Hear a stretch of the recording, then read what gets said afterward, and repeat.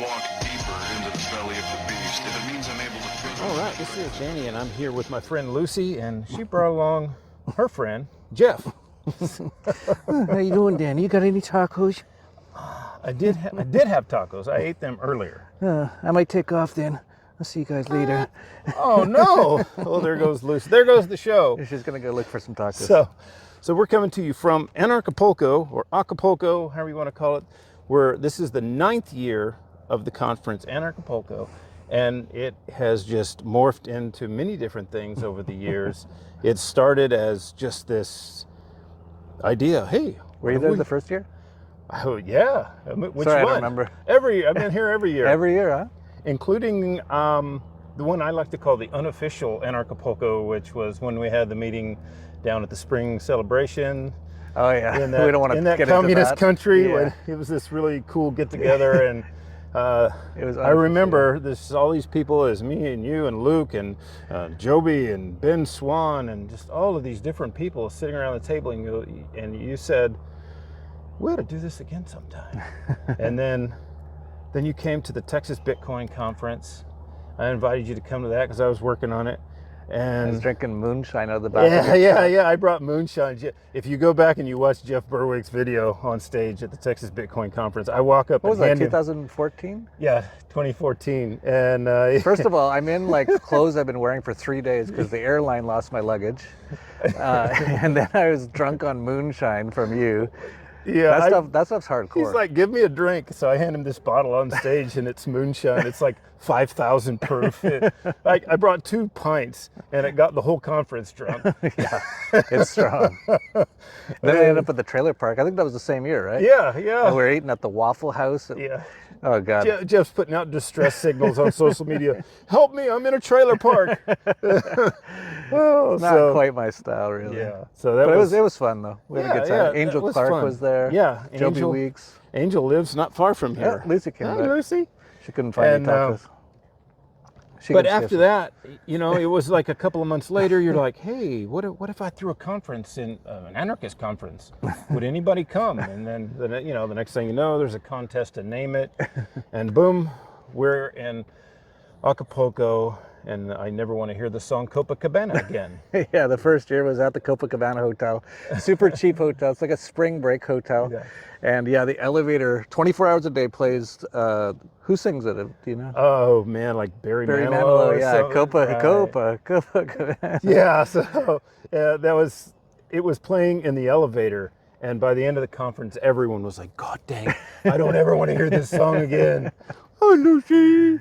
And I had a broken hip, and I was walking around with a cane, and I was literally taking the stairs 15 flights to not hear this song.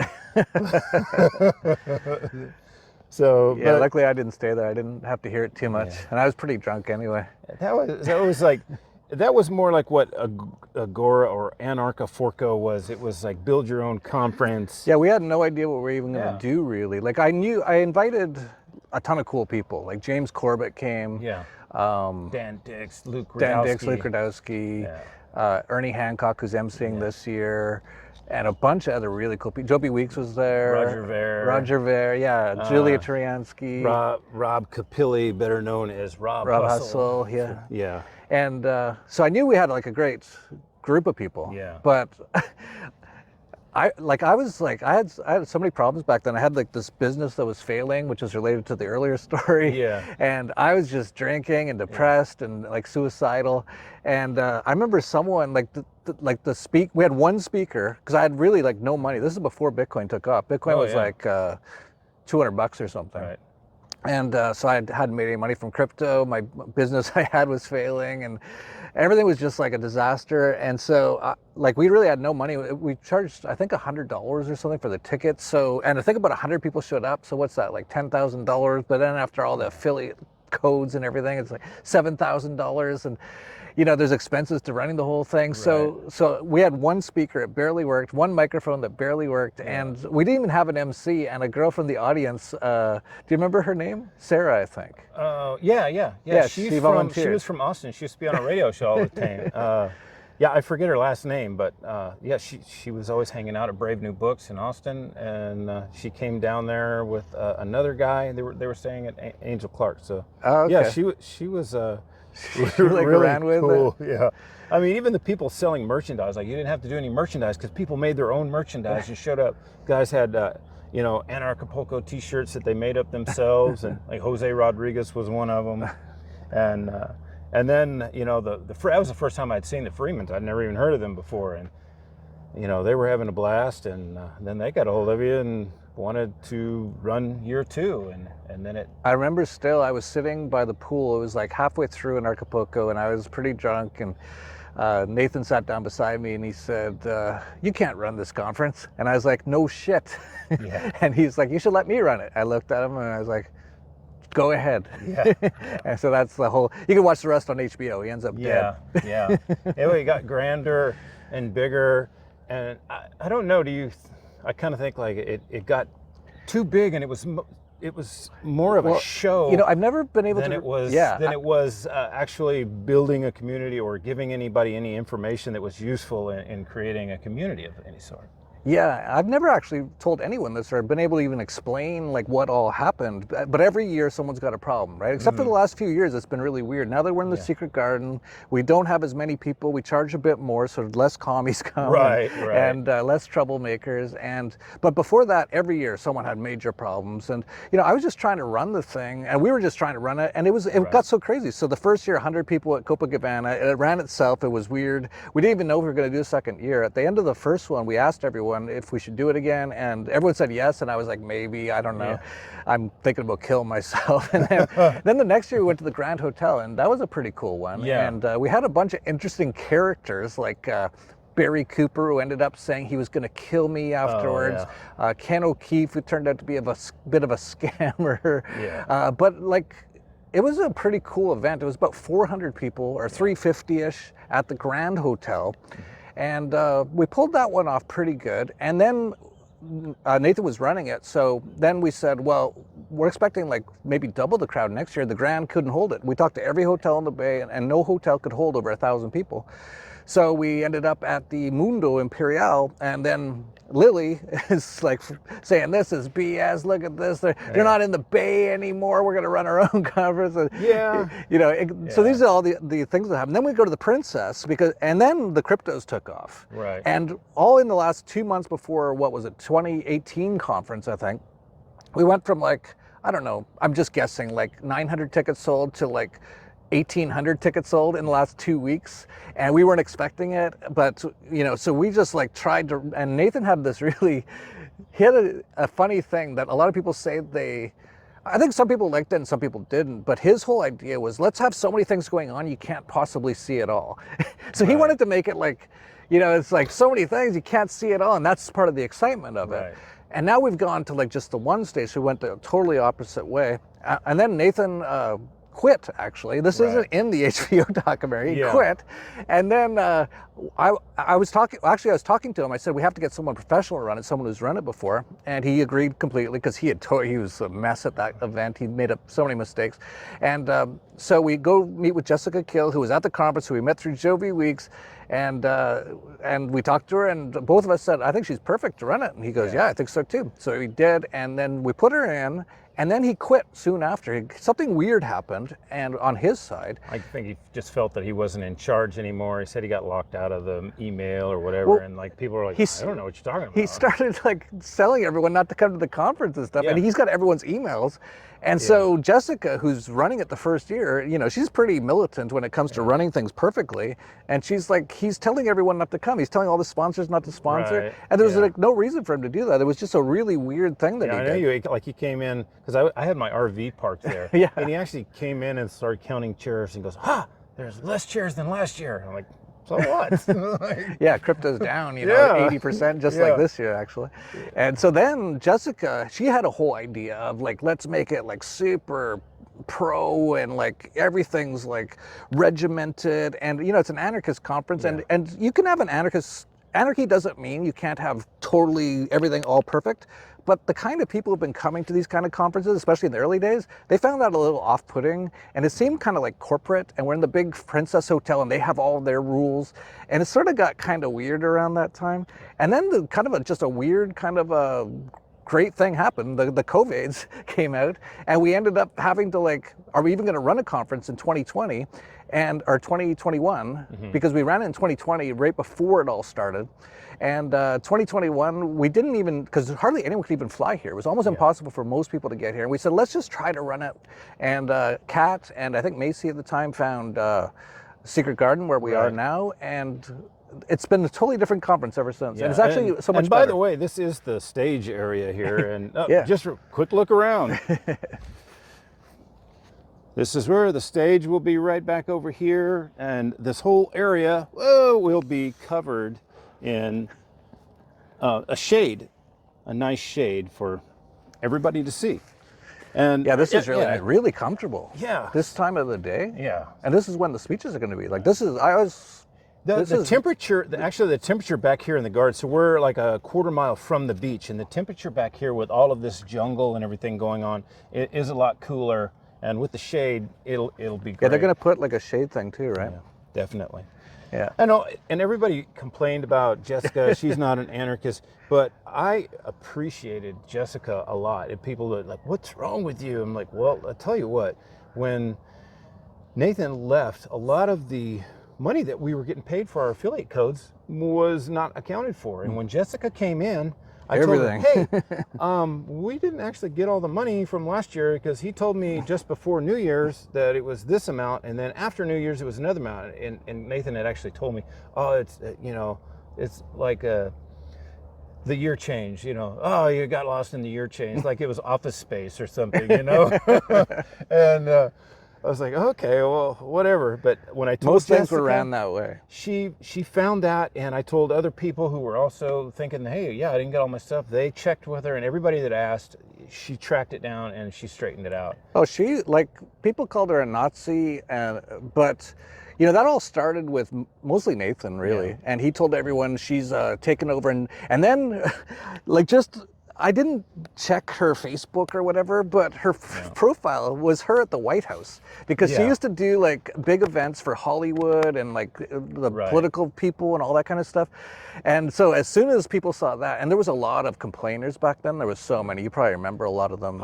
I used to attend political conventions when I was voting for Ron Paul. I was the delegate, all the way to Florida. So, well, Ron Paul's okay, right? But she was like, with a picture of Obama or something, right? Yeah. And she basically said she turned into an anarchist when she came here with Joby Weeks. The year when I met her, she said she sat there and listened to all the talks, because she had a booth with Joby, which turned out to be a disaster. And she said it turned her into an anarchist, but no, like so many people just, no, Anarchapulco, it's run by a Nazi now. She's a statist, and so did you get your check yet from Soros? Well, I've been getting it for quite a while. It's quite obvious that I'm paid by Soros. Me too. That whole first year, the Copacabana Hotel, that was all Soros money. That's why I live in a tent. That first year with the speaker and the microphone, that was Soros big bucks. Oh yeah. And we lose money basically every year. I know. I think we're going to lose a ton this year, just so you know, unless some miracle happens. I think we expected a certain amount of people to come, and it's a little less than we thought, and we spent all the money. And I think it's because of the crypto market. I think I heard so many people saying, I just can't come this year. I just don't have the funds. But we do have Ron Paul coming back, and that's an expense. So that's a huge expense. That's probably why we're going to be in the red. Yeah. Unless you sign up for the live stream, please do. You might make it so I don't lose a ton of money on this Anarchapulco. But that's what it's been basically every year. There's only one year that we really made any money, and it was that big year where everyone showed up at the last minute.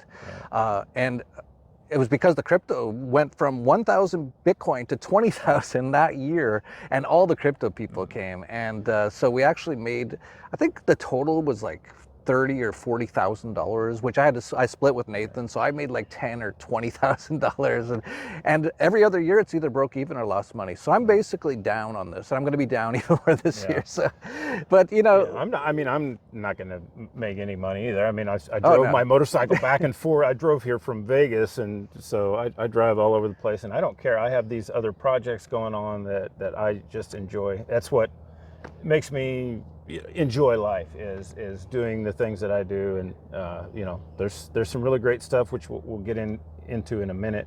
I put a message out earlier. I was going to ask the girl that was the producer of The Anarchist, like, you know, my question to her was that I didn't get it back is, you know, did you make the movie that you wanted to make, or did HBO have any, you know, sway in that? Because, you know, everybody's interactions with them, it was like they had a different idea of what was going on here. What was that manipulated? Because the movie The Anarchist it's just a story about. It's not even about Anarchapulco. It's about some people, but it was never supposed to be, right? Like they just started filming here. They thought it was an interesting story or something that they could make something of. And then when the original title was called Stateless, and it was about John and Lily. But even before that, they really had no plan. It was all after John got shot and Nathan died. That's when they had like a whole story to tell, right? And the story was basically a drama story about people's lives, basically. So anyone who watched it thinking, well, this is a show that's going to be all about, it's a documentary on anarchism, like, no. Like, actually the first episode, I have to say, was really, that's the first time that our version of anarchy, anarcho-capitalism or voluntarism, has really been on any sort of mainstream media in a good light. And so I think that was good for that reason. But, you know, it's, again, a lot of people complain about it. It wasn't how I wanted it to be. It's like, I know.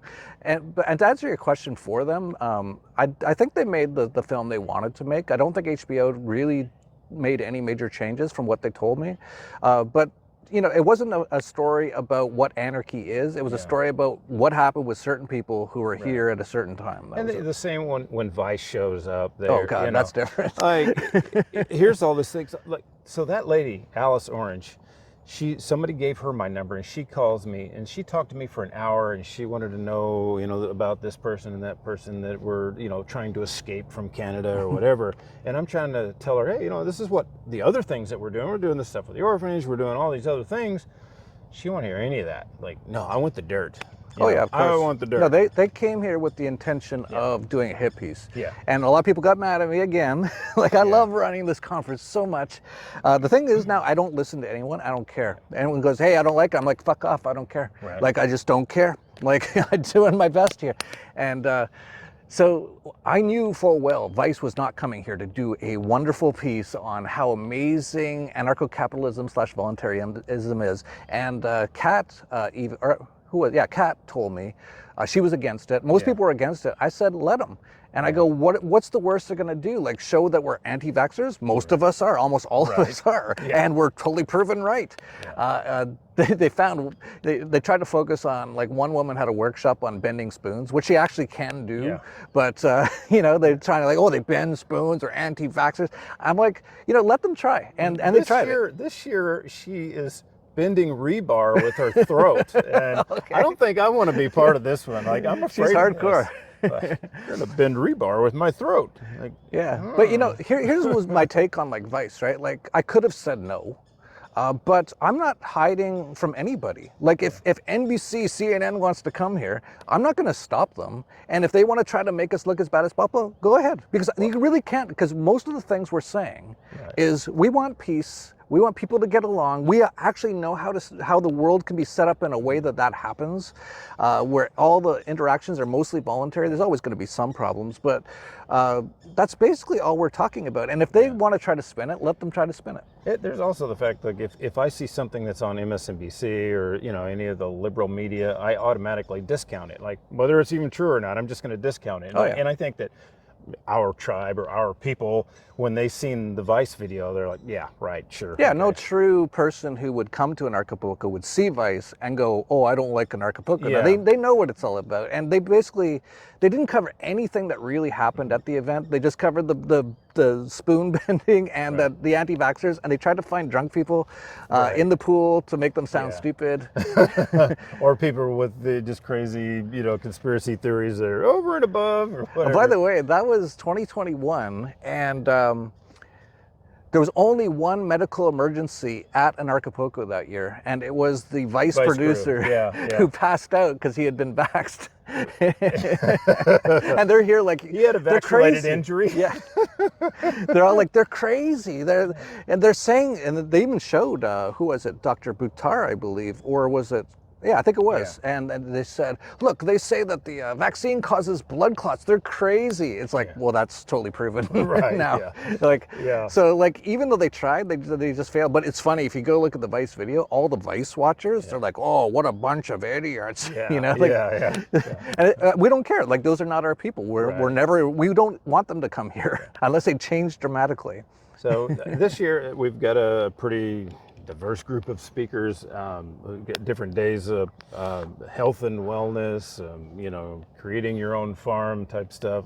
I forget what the name of that stage is, the survivalist stage, whatever. We've got the crypto stage, which of course... Which are all the same stages, right? But like it's every day is a crypto day, every day is a different day, and we've got a lot of different speakers and good information. And I know like what I did with the crypto stage is I've noticed a trend growing in Latin America where it's really getting big. I went to the conference in Monterey with Jose, and the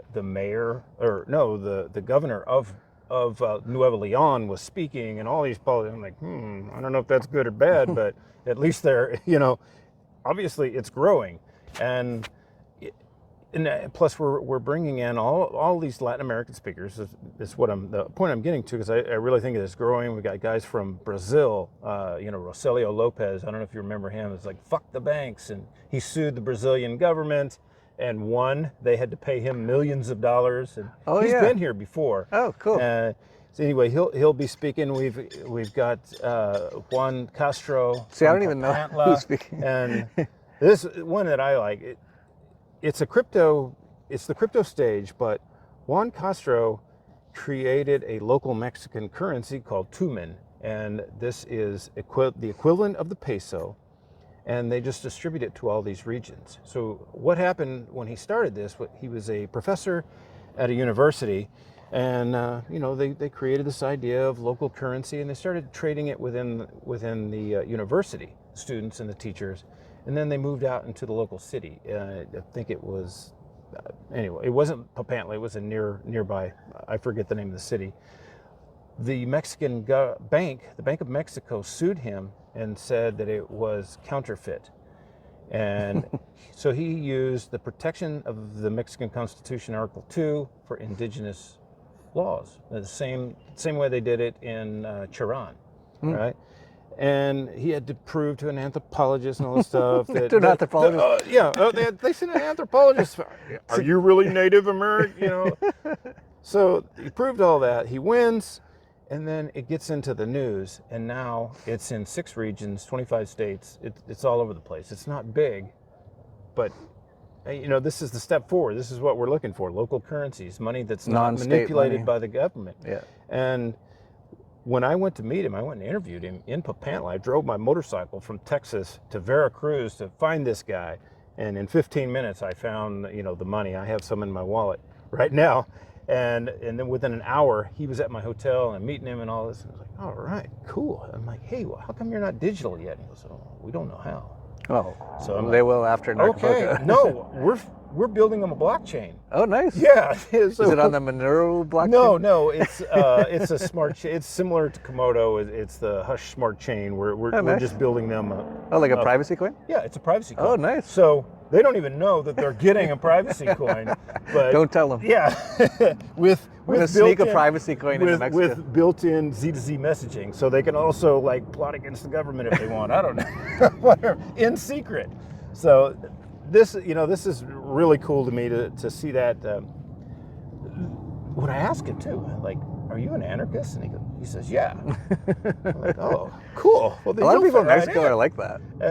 He has some different ideas about scarcity and things like that. So maybe we'll we'll help him learn something about that. But. You know, it's funny because like so many people in Mexico are kind of like that. Like I think it was the first or second year. No, the first year I think, or maybe the second. Yeah, because I was with Nathan. Anyway, I forget. But we're going to go do Anarchapulco at a hotel, and we go to meet the hotel to sign all the papers, the contracts, and everything. And they say, "Oh, so what's the conference about?" Is this woman? And I said, "It's I think I said anarcho-capitalist or anarchist. I forget what I said. I think I said anarchist conference." And she went like this. She turned white. She has like brown skin. She turned white. Oh, I was with my wife. It was the first year, yeah. So my wife goes, no, not narco conference, anarcho conference. Yeah. And she went, oh, like what? And my wife goes, anarchist. And she goes, oh, anarchist, that's fine. Yeah. I thought it was a narco conference. Yeah. So like she's totally fine. It's an anarchist conference. It's quite normal in Mexico. Some of them might think we're more like commies. But in general, most people in Mexico don't like the government. And I have to say, I'm actually one of the biggest fans of the Mexican government at this moment because he's done such a great job, the president. No COVID regulations, nothing. Yeah. He's actually talked about how it's all a big scam for the pharmaceutical companies. He said it's a huge black mark on the U.S. to have Julian Assange still in jail. When they asked him if he's going to stop, a year ago with the whole Ukraine-Russia thing, are you going to stop imports or exports to Russia? He's like, no, why would I? What'll be interesting is when his term is over, what he says then. Because I met Vicente Fox in Arizona at a cannabis conference, and he started saying we need to legalize all drugs, not just marijuana, all of them. Says the problem that Mexico has right now is the American appetite for drugs. We don't use the drugs. We don't make the drugs. The drugs come from South America. We are just caught in the middle. He said, prohibition does not work. It did not work for Adam and Eve, and it will not work now. And I was like, wow. Some of those Mexican presidents are cool. They don't have, like the last one before this guy was kind of a globalist type. So he was a bit of a douchebag. So they burnt down his palace. But this guy seems like super cool, just like a lot of the past guys. I'm an anarchist saying this, right? Like it's pretty incredible. This was This was a press conference is what it was. And a guy from like USA Today or something stands up and says, "Why didn't you say that when you were president?" And he says, "Clearly, you do not understand politics." Yeah. Yeah, I totally get it. Yeah. So, what they do in office and well, there's so much pressures to keep the drug war going by the U.S. and even by the cartel guys. I know. I brought up with the cartel guys a long time ago. I told them about Bitcoin in like 2012 or something, and they all laughed. And now when they see me, they're like, "Jeff, we should have listened." Yeah. And I said, "You got to get it all legalized and decriminalized, but you guys get all the first."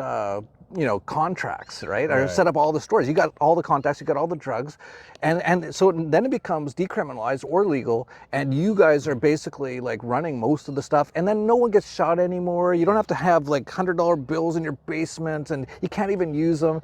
But I think they kind of like being like gangsters. And I just drove through Sinaloa during the whole narco war.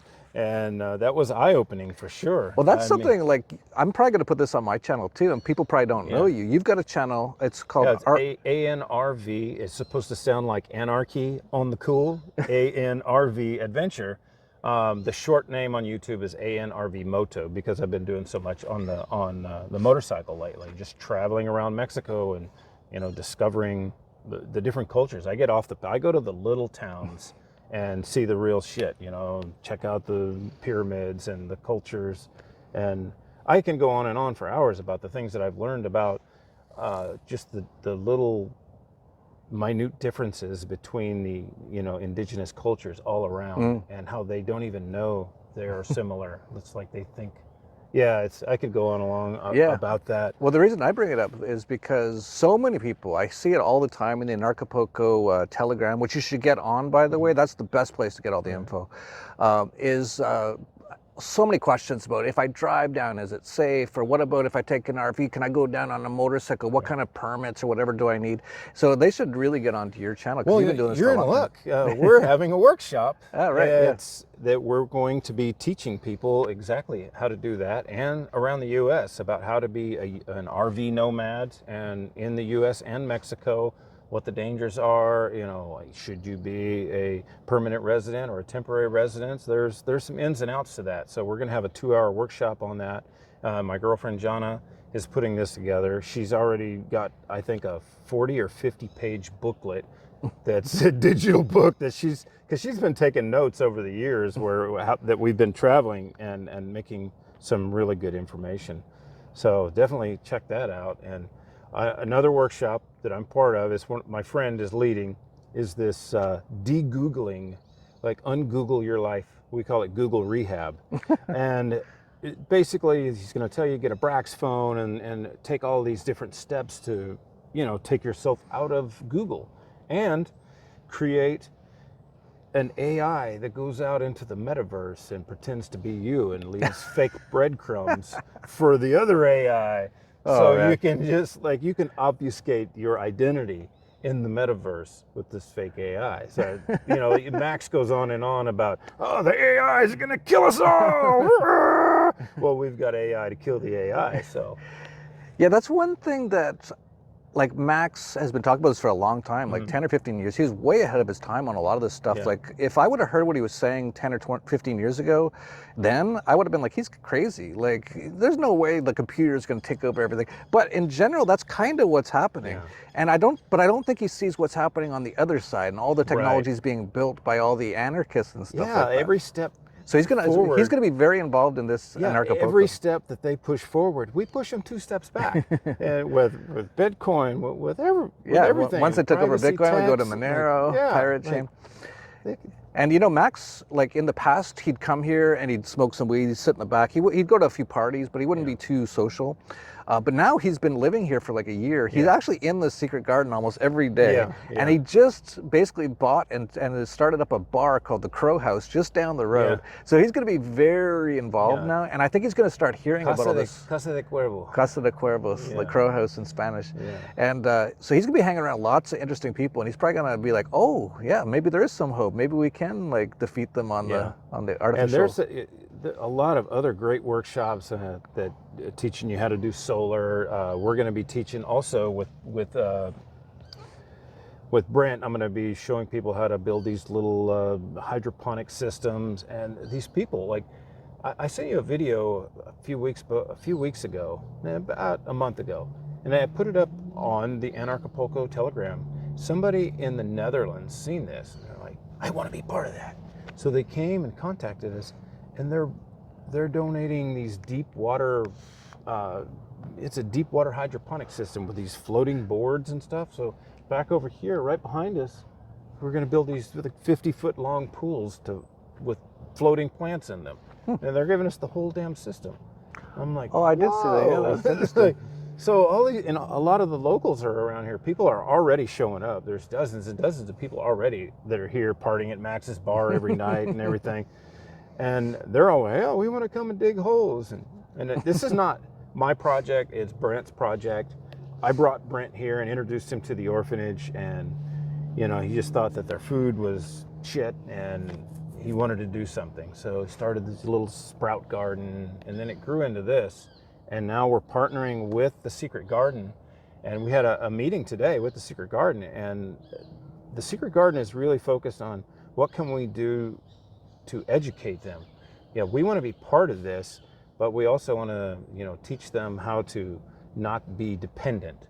You know, the orphanage relies on donations and stuff like that, but if they're in this orphanage with this dependency mindset and then they leave with that same mindset, they're just going to become dependents. So if we can create, you know, some kind of situation where they can learn how to do things. So they even want to employ some of them here. Bring them over, maybe once or twice a week, come over, learn See, how to the work, anarchists now, they're learn the doing child business. slave labor. Yeah, we're doing child slave labor. And They you should be name in it. 12 years of government Yeah. indoctrination camps being brainwashed. Yeah. That's what you should do with the kids. For sure. Not tell them how to, or So that teach was them what how to was run cool. a business. It was Santiago, one of the brothers that is like the owners here. And that's exactly what he said. He says, we don't need to put them in college. We need to teach college. them how to be, entrepreneurs. Totally. Like most of the kids nowadays that are going into college, they just learn how to go to school, not how to do anything. Mm-hmm.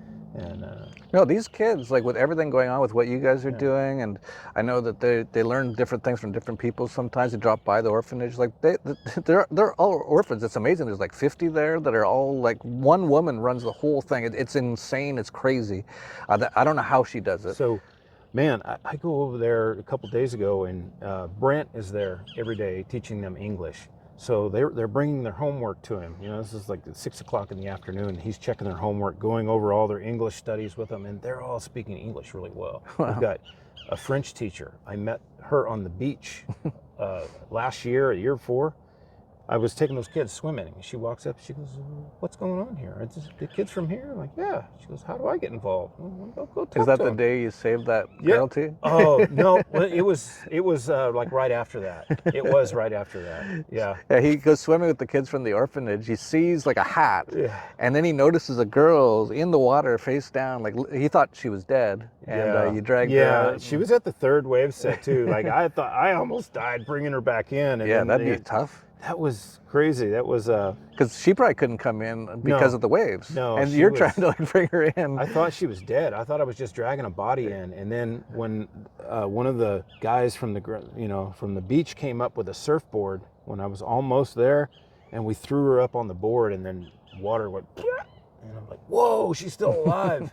So we drug her up on the beach and brought her back to life. But that was surreal. It doesn't bother me anymore, but it was like etched in my brain for months. It was like, oh, you just really see it vivid. And you were at my house a few days beforehand, and I convinced you to stay a few extra days, so yeah, you wouldn't have been You're here. like, hey, I'm gonna have a party on New Year's, which was a good party because you quit drinking that night. Well, I was drinking that night, but Well, the next day. next day I quit. That was your last bout with alcohol. So yeah, it's been last over time a I year was now. there. Yeah. But you ended up staying, and then you saved the girl on the beach. It's tons of cool stuff that happens around here. It's a really magical sort of a place. Like even meeting the French teacher on the beach. Like these things don't happen in like where I'm from in Edmonton, Canada. You don't these things don't happen. But so many things happen to me. Lizzie, and Lizzie's barking at the groundskeeper. When I'm traveling around Mexico, sometimes I don't even know where I'm going. I'll pick one destination, and then I don't know where I'm going next, and then I'll go to a road, and then like, do I go this way or that way? Fuck it, I'm gonna go this way, and then a new journey unfolds, and it's wild, man. Well, even coming here, you ended up driving through Sinaloa right when the whole action all happened, and then your motorcycle broke down. Oh yeah. And that was insane. And Ron, shout out to Neo. Acapulco Ron, who used to run the bar that Max bought. I called him because he's kind of crazy sometimes, but that motherfucker will do anything for you. He will help you if you ask. And I knew that I could count on him, so I called him. And sure enough, man, he found me a motorcycle gang in Zihuatanejo that sent some guys over to fix my motorcycle. They charged me 300 pesos. Like my motorcycle 15 broke. bucks. the seat was on the back tire. I could go nowhere. And these guys come and they pull the part First of all, off. you're camping in some guy's front yard because you're like, can I camp here? They're like, yeah, sure, go ahead. Yeah, it was nuts, man. Then the motorcycle gang shows up, which most people would be scared of. A motorcycle gang in Mexico. Well, they fix your bike. A motorcycle gang is how the whole thing got started with the orphanage. Is when we had the conference at the Mundo Imperial. Mike, that lived up there from Nimitz, he said, hey, you ought to do something with some of the locals. I'm like, yeah, sure, let's help out some people, because Dash was sponsoring. And he goes, one of my friends, I think his name is Ignacio or something, says, he's got an idea for you. So I met up with him, and I'm riding a Harley over, like me and you had been out partying the night before, and I was still drunk. And the bikers show up. I'm like, oh my God, I forgot I got to do this. So we go over to the market and we buy all this food and we set up right in the middle of the conference while like G. Edward Griffin or somebody is speaking. And everybody's gathering around like, what's going on? Hey, we're making food for the orphanage over here. So just random people start jumping in and helping us make sandwiches. And then we load up a truck. And I go outside and I tell one of the guys, the motorcycle gang guys, is Baja Riders of Acapulco. I said, hey, can I ride, bitch? He goes, no, you're driving. I'm like, oh, all right. I'm still drunk, so I can drive this guy's motorcycle. This is over Mexico. the That's just Mexico. This is what happens. Wow. Have you ever seen the motorcycle convention that happens twice a year here? Yeah, it's called insane. Moto Week. It's insane. I need to find out what Have you ever that seen is. it? I've seen it. I've seen videos of it. It's insane. Yeah. It's got to be tens of thousands of motorcycles, and numerous people die that week because they all go like as fast as they can, no helmets. The cops try to stop them. They all like, go around the cops. The motorcycle culture in Mexico is really cool. It's everywhere it is. Like motorcycle culture is really cool. I mean, I just started riding last year because I thought gas was expensive. I'm like, fuck you. I'm not going to pay. You're too cheap. I'm not going to pay into that. I'm not going to fucking feed the beast and fund some war somewhere. I'm going to go on the cheap. And bought me a motorcycle, and next thing I know, I can't get off of it. And just like I'm sleeping on the beach or staying in hotels. Like, and you can do that in Mexico too, right? Yeah, just stop, sleep on the beach. You just can't do that stuff in the U.S. very often. Yeah, I got people attacking me for that because I just put out another video about how to go around all the toll booths and and just enjoy the little. Oh, that's dangerous! You're telling people they're gonna get killed. And like, well, sometimes you drive into the toll booth. I'm sure you've seen this, and it's like some young kid, and they had taken over the toll booths for a few hours. They come in with like a couple pistols, and everyone just laughs. Like I'm like, did the toll booth just get taken over like violently? And my wife's like, yeah, they do that sometimes. Well, they just want to make some money. They just let them. They just let them do it. And like, I asked one of the toll booth workers, like, why are you doing that? And they said, we're not afraid of them. Their wives are in the mountains with rifles. Like, oh, okay. They also don't really care. They're like, oh, that's not my money, right? Yeah, keep some. And the cops are like, oh, we're not going to get into a gunfight. As much as it is for the toll roads, like they're making a killing anyway. They can lose a day or two. Yeah, it seems like a charity thing in general. Like my wife said, like, oh, they must have needed some money, so they're just letting them run it for a few hours. Just some kids with guns. That's Mexico, though. Like no cops, no CNN. Right. It just what stands out to you for this year that what are you excited about other than Ron Paul? I mean, man, I haven't even thought about it. It's coming up so quick too. It's coming up in 2 weeks. I think the biggest thing, I said this recently, is there's so many people coming that I haven't seen in a few years. They just couldn't come. It's like they're stuck in Australia or Canada. And who cares to stand?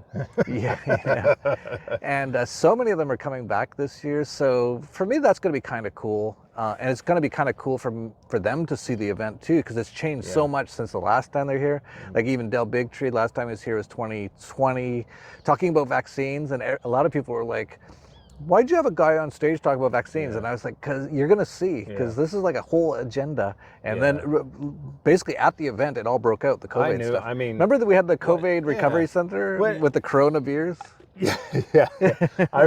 When it first happened, I'm like, oh my God, they're trying to steal more money from the Federal Reserve. I'm telling my parents, hey, watch, you're going to be paying triple for everything in a year. You just watch. Oh yeah. Well, you don't know, because my parents are liberal, so I have to, I have to say something bad about Trump, and then I get to say something bad about their guy, when really I don't like either one of them. Fuck them.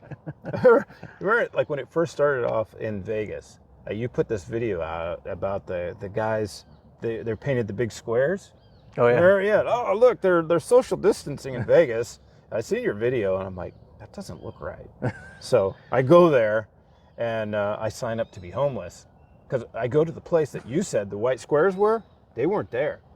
It was a photo op. It was a fucking photo op. They just did that as a photo op, and then they built a big fake hospital, like a big hospital tent over it. Oh, they did that for. But it had glass doors, and I'm looking in. Oh, they were empty. There's nobody in there. The hospitals were empty that entire year. And I go to to the homeless shelter, and I stand in line with everybody, and we're just like right next to each other. No one's wearing a mask.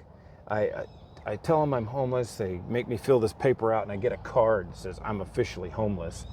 And then I get a bed with the homeless guys, and the bed's this far apart. And I'm interviewing all of the homeless people about what happened over there, and we're live streaming it, you know? Like, I'm live streaming from inside the homeless shelter, and they're like, oh man, they were lying. There's showers. They wouldn't even let us take a shower. And it was pretty funny. Like, people around Vegas were like retweeting it or whatever. Like, oh, look, here's the truth. They were lying to us on the news. Like, fucking duh. Yeah, that was good times. Crazy. The whole COVID. So yeah, that's all basically kind of over now, right? Yeah. Like, except for even in China, they kind of stopped. So it's basically done. So it's been like 3 years since like people could easily come here. So it's going to be cool. It's going to be. I really don't know what it's going to be like. Yeah. Like it's been interesting. We were here for the first year in 2021, and it was just 150 people. That was a weird one because it was so small, but everyone loved it. Yeah. And then last year it was about, what was it, like 350 people or something like that? Yeah. It was the max. They didn't want to have much more than that because of the regulations or something. It was at least 400, I think. Yeah. Yeah, with the speakers and everything. And so that was really good. And this one's going to be a bit bigger, and we got this whole new area here, and it'll be the first time for quite a few people seeing like this new style. So. I think we have room for up to 1,000. As far as ticket sales, up to 1,000 tickets, and in this grass area where the main stage will be, which is right back over here, we're going to have seating for 600.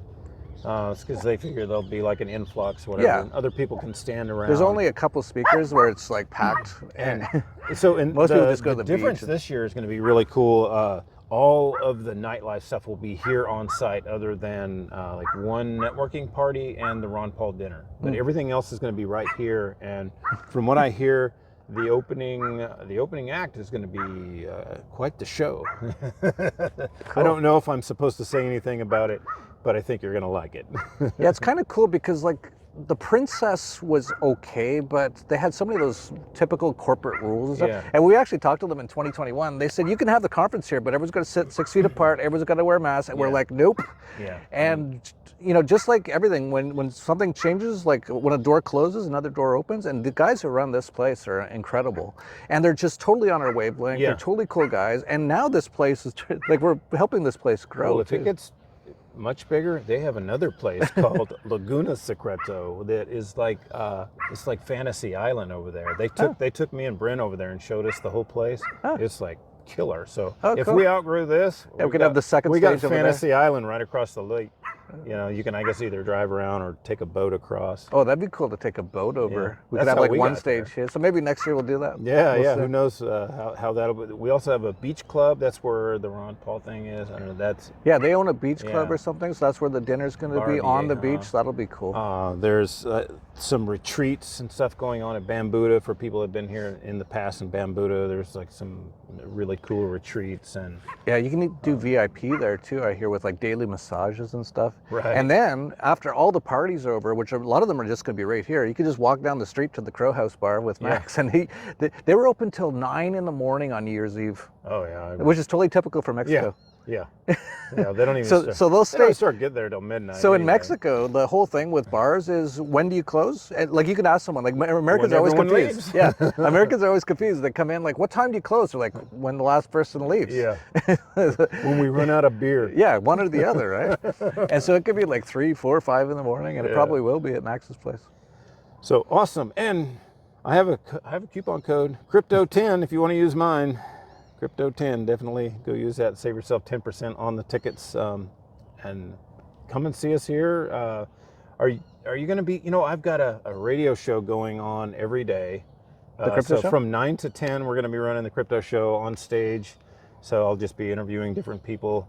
Maybe I can get you and Max on or something at one time. That would be. You know, Max doesn't know crypto that well, but you could totally ask him. He's basically, that's what enabled him to survive the last year and a half. I haven't worked in a long time. I've just been, trading back and forth. I'm not exactly a good crypto trader or anything. I'm just kind of hodling and spending and whatever. But it allows me to live a pretty good life. I mean, it's not the lap of luxury, but it's the luxury I want. Yeah, well, it also gives you options. Like when they shut down his bank account and stuff, like he had nothing. Like all he had was some crypto that people donated, and we've got the connections here. Even I saw a Bitcoin ATM in town now. Yeah, I'm trying to get those guys here. Oh, cool. It's he had a place in LA called the Crypto Space. He's been to Anarchapulco a few times. Makes sense. Ernesto Huerta. Oh, Ernesto, I know him. Yeah, That's his. I haven't heard from him in a long time. So Is he coming? I'm trying to get one of his representatives to come, just to let people know about their service. I mean, I don't know if they're in a position to be sponsoring or anything, but they could come and meet up with people and maybe give people options on how they can. Because his whole deal is going to be over-the-counter crypto trades for people here. Well, from coming to Anarchapulco, there's two questions almost everyone has. Yeah. Where's the party favors, and where can I trade crypto for fiat? Right. For pesos. So, I talked to him today actually, so I'll ask him if he can send one of his reps over and, maybe he should have someone just on site here, like call it crypto exchange. Right. Because definitely. There'll be enough people who want to do that. Max will be there. I think Sterling Lujan, who has been a speaker here many times, is actually working with that company. So. Yeah, I remember that. Yeah. So I haven't heard from Ernesto in a while, so that's good to hear. Yeah. Well, Lucy's back. She's telling me it's time to go get some tacos. Right. I want tacos too. And I already got kisses. Yeah, she's always giving kisses. That's too many kisses. All right. Adios. Peace out. And we will see you at Anarchapulco. Yeah, coming up in like 2 weeks. And so you still have time to come. It's going to be great. Yeah. And if you can't, check out the virtual feed. It's actually pretty cool too. Yeah. Like all the talks are amazing. It's almost like being, and here's a cool thing. You probably know about this. They're going to put some of or most of the nightlife on the live stream. A lot of people requested that. Oh, cool. So I wouldn't doubt it if they'll probably send someone over to Max's Crow House and do some. So you could spend the whole week with us from wherever you are. Just costs like $100 or $150 or something, and you get every speaker all day. You can watch it on your own time. You can watch the nightlife, whatever you want. Awesome. All right. And use his affiliate code. Crypto 10. Max is selling too many. Buy some. Nowhere. Basically, a little place, a little kind of village called Arroyo Seco, and I happen to be lucky enough to break down in front of some people's house that are nice enough to let me camp in their front yard. So here's the road right behind me. This is the 200 that runs the full coastal line of most of Mexico, and I'm camping in someone's front yard tonight. So wow. This trip never ceases to amaze me. I'm still sitting in my campground on the side of the road here. So here's the piece that broke. We're trying to get the other half off right now, but of course they didn't make it easy at all. You have to remove the muffler to get the piece out. It's crazy. Well, unbelievably, these guys came and they fixed my motorcycle. It didn't take them that long at all. They got it off in no time, and they had to pull my muffler and all this, and then they took the part and welded it, fixed it, and I'm just going to drive slow and watch for bumps to make sure it doesn't happen again. And then I've got the new part coming from the States. Jono's going to be flying in to Acapulco and bringing me the new part so I can fix it right. But they got me on the road, and they only wanted 300 pesos. I gave them 500 pesos. It was just like $25. And the guy who let me sleep in his yard, he wouldn't take money either. So I had most of a 12-pack of Victoria. So I gave him, almost a whole 12-pack of beer. So that's what it took, and it's on the road. I've had this experience before when my truck broke down in the middle of nowhere, and someone just picked my truck up and towed it into town for free on a big flatbed. And then these guys went, I don't even know where they went, because we were in the middle of nowhere, and they went and found a fuel pump for my truck, dropped the tank, put the new pump in and the whole bit. And I was like, it's amazing what they can do with almost nothing here in Mexico. Hey, when it comes to fixing stuff, they figure it out because you just can't get parts, you know, so they just make their own. It is amazing. So I'm very blessed to be back on the road again, and I'm very thankful to those guys for helping me out. And my friend Ron, Acapulco Ron, who got a hold of some bikers. So it was actually a biker gang. It was a Mexican biker gang that found the mechanics for me to come and fix my stuff. So shout out to all the Mexican bikers. You guys rock, man.